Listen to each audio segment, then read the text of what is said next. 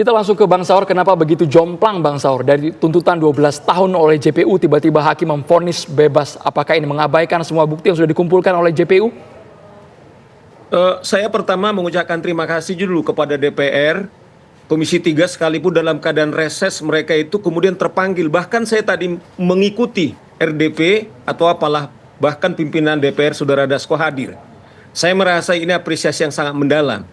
Nah, Andro, kemudian dengan Vina, saya kira kan kalau kita melihat konstruksi daripada jaksa penuntut umum, dakwaannya itu kan berlapis, 338, kemudian 351, 359. Artinya konstruksi jaksa dia betul-betul sangat akurat, jangan sampai kemudian dakwaannya ini kemudian dikatakan oleh hakim. Nah, kalau kita membaca hakim kenapa membebaskan, dia katakan bahwa almarhum ini meninggal karena alkohol dan tidak ada yang melihat.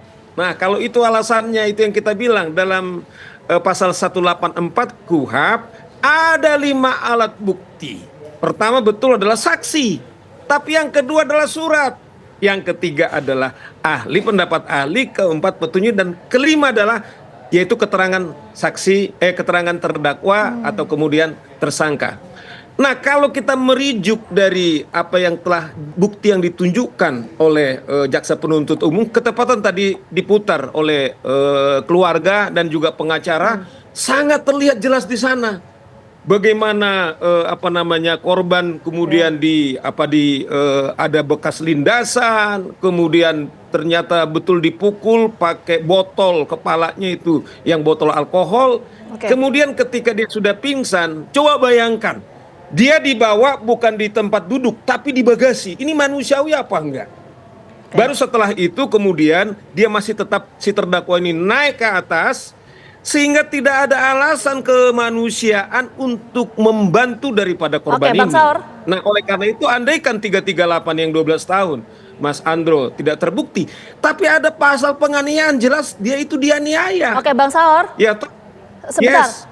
Saya harus potong dulu begini. Kalau kita pakai perspektif hakim, hakim itu kan memberikan alasannya karena memang tidak ada saksi yang melihat ketika kejadian pembunuhan itu berlangsung. Apakah alasan ini rasional menurut Bang Saur? Nah, kalau itu yang saya alasannya Mbak Vina, satu pembunuhan itu tidak pernah bisa diungkap karena rata-rata pembunuh itu dia akan melakukan suasana katakanlah diam-diam, kemudian sepi, dan biasanya dipastikan tidak ada orang. Nah, makanya KUHP, kembali saya harus ulangi lagi, Anda boleh tidak ada melihat orang, tetapi sekarang itu ada CCTV, itu adalah jelas di sana siapa yang melakukan, ya toh. Kemudian juga ada saksi-saksi petunjuk yang lain, yang security yang ada di apartemen ditanya, ini siapa? Yang kemudian Ronald mengaku. Pada awalnya dia bilang bukan itu temennya. Itu sudah petunjuk bahwa dia mau menggelapkan peristiwa pidana ini agar kemudian terjerat, dan kelihatannya ini yang diambil oleh hakim yang menurut kita bukti itu tidak punya ada alasan yang kuat. Betul memang seorang hakim mengatakan menimbang, setelah menimbang memutus. Tetapi ingat, menimbang yang dicari alasan adalah alasan yang kuat, yang bisa dibuktikan secara saintifik, itulah yang harus dipakai oleh hakim yang kelihatannya loncat. Bang Saur, sepertinya bukti-bukti saintifik tersebut kesannya tidak dilihat sama hakim, itu pertimbangannya apa dari hakim? Ya, itu yang kita lihat, dia hanya bilang bahwa kan visum et repertum, dia bilang dia meninggal karena pukulan benda tumpul yang terjadi pendarahan di hati.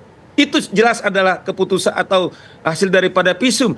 Nah, memang ditemukan alkohol, tetapi tidak ada yaitu kesimpulan daripada ahli yang membuat visum dia meninggal karena alkohol. Ini yang kita bilang bahwa bukti ini cukup kuat. Kenapa bukan ini yang dicari hakim? Ya, artinya tanpa ada saksi sebetulnya itu bisa dibuktikan. Kita tangkap poinnya, kita menuju ke Bang Habib. Bang Habib, kalau memang Komisi 3 DPR RI melihat ini ada sebuah kejanggalan, jadi putusan dari majelis hakim ini memang murni putusan dari hakim sendiri atau ada intervensi dari pihak lain menurut Komisi 3?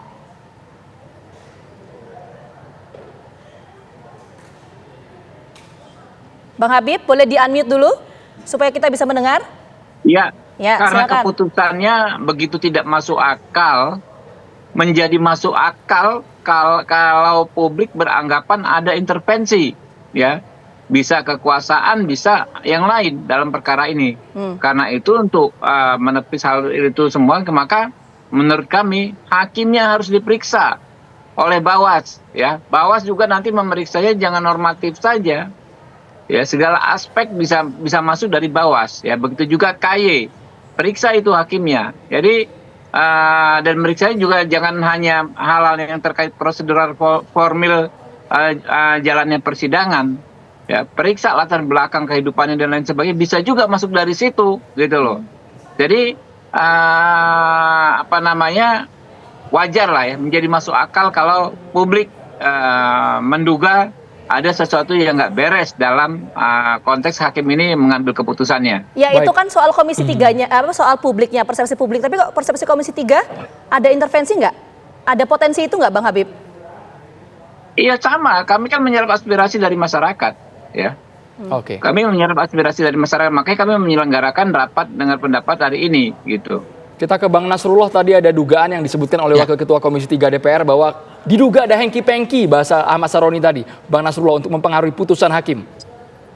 Semua sangat mungkin, tetapi kan saya tidak boleh membuat sebuah pernyataan seperti itu karena ini kasus saya yakin akan diperiksa di tingkat kasasi oleh Hakim Agung, ya.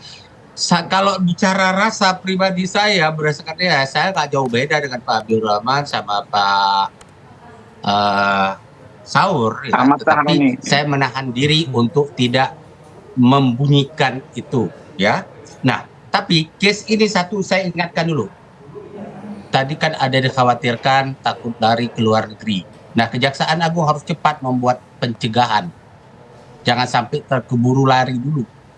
Ya, langsung dicegah di seluruh imigrasi. Yang kedua, ya, saya ini menitipkan kepada Pak Habibur Rahman, kepada calon sebuah keluarga besar rezim pemerintahan yang akan datang. Anda tahu bagaimana parahnya penegakan hukum di Indonesia di semua subsistem. Subsistem penyelidikan, penyidikan, penuntutan, dan persidangan.